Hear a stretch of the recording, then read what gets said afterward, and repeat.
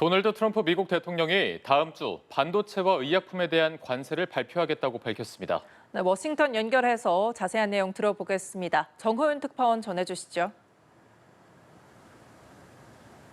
네, 워싱턴입니다. 트럼프 대통령은 미국 CNBC 방송과의 전화 인터뷰를 통해 품목별 관세 발표 계획을 공개했는데요. 상호 관세는 각 나라별로 차등의 관세를 부과하는 것인 반면에 품목별 관세는 특정 품목에 한해 일률된 세율을 적용하는 겁니다. 구체적인 관세 대상 품목으로 트럼프 대통령은 의약품과 반도체를 언급했는데요. 다음 주쯤 세율을 정해 발표하겠다고 밝혔습니다. 관련 내용 잠시 들어보시죠.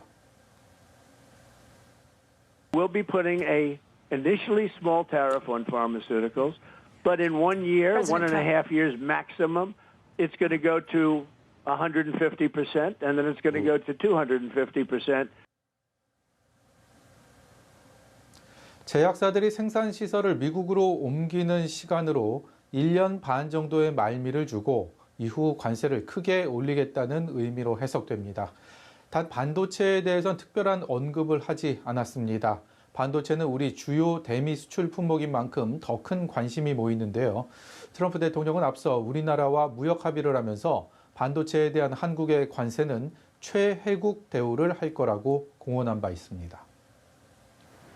네, 그리고 오늘 인터뷰 과정에서 우리나라에 대한 언급을 했습니다. 한국이 무역 합의를 통해 시장을 개방했다라고 평가했는데 어떤 의미로 봐야겠습니까?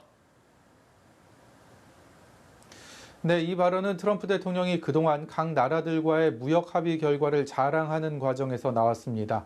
폐쇄된 나라였던 한국을 자신이 무역 합의를 통해 개방했고 이로 인해 미국이 큰 이득을 볼 수 있을 거라는 기대감의 표현이었습니다.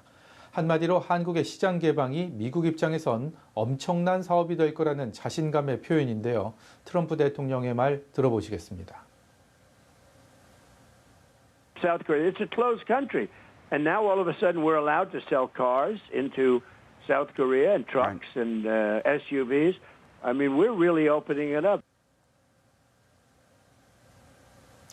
또 하나 주목할 부분이 있습니다. 바로 이번 무역 합의 과정에서 각 나라들이 약속한 대미 투자의 방식과 규모인데요. 트럼프 대통령은 6천억 달러를 미국에 투자하기로 한 유럽연합의 예를 들면서 대출이나 대출 보증 같은 형태가 아닌 선물이자 순수 투자 방식이라고 강조했습니다. 이 투자 약속을 지키지 않으면 상호 관세율을 다시 올리겠다는 건데 분명한 건 투자 형식을 두고 유럽과 엇박자를 내고 있다는 겁니다. 우리 역시도 3,500억 달러 규모의 투자 약속을 두고 앞으로 트럼프 행정부와 이견을 빚을 가능성을 배제할 수 없는 상황입니다. 이 부분은 조만간 예정된 한미 정상회담에서도 주요 의제 중 하나로 다뤄질 것으로 점쳐집니다. 예, 마지막으로 트럼프 행정부에서 미국 우선주의 국방 정책을 짜고 있는 핵심 인사가 한국의 안보 역할에 대해서 의미심장한 발언을 했다고요? 네, 그렇습니다. 말씀하신 인물은 엘브리지 콜비 미국 국방부 정책 차관입니다. 트럼프 일기에서 국방 전략을 다루는 부차관보를 지냈고 2기 행정부에서도 중용된 인사인데요. 콜비 차관보는 지난달 말 한미 국방장관 통화가 끝난 뒤 자신의 소셜미디어에 한국의 국방 분야 전반에 대한 본인의 생각을 게시했습니다. 우선 한국은 북한을 방어하는 데 주도적 역할을 해야 한다며 국방 지출을 더 늘릴 필요가 있다는 입장을 우회적으로 밝혔고요. 미국은 중국을 견제하기 위해 인도 태평양 지역에 군사 역량을 집중해야 하니 한국이 더 많은 역할을 해야 한다는 바람도 나타냈습니다. 콜비 차관은 한국을 북한 핵무기로부터 보호하기 위해 미국이 핵 우산을 계속 제공하고 대신 한국은 북한의 재래식 무기에 대한 방어에 보다 힘써야 한다는 주장을 지속적으로 펴왔는데요.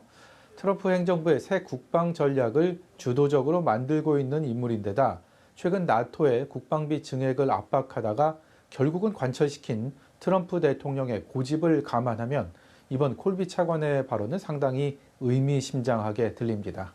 국방비 증액 문제 역시도 한미 정상회담에서 미국이 구체적으로 요구할 가능성이 현재로선 커 보입니다. 지금까지 워싱턴에서 연합뉴스TV 정호윤입니다.